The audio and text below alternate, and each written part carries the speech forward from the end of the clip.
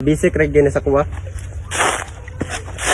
May adlaw mga idol sa karon magbunot yung gamit ang kawayan. Pwede ra gini sa gamiton mga idol kung samot nagna ka sa bukid niya wala kay dala nga buntanay. Ug wala pay kawayan mga idol, pwede ra tong kahoy nga kape or ipil-ipil mga idol. So naray pakita na ko sa inyo sa ano pagbunot nga gamit ni.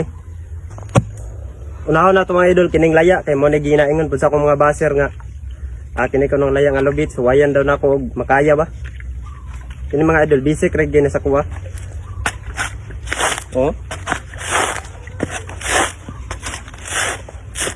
Diri gid makitang kata gani. Kana mga baser na ko dra nga kusog kay mo comment nya wala gipakita nga video sa kuha. Oh.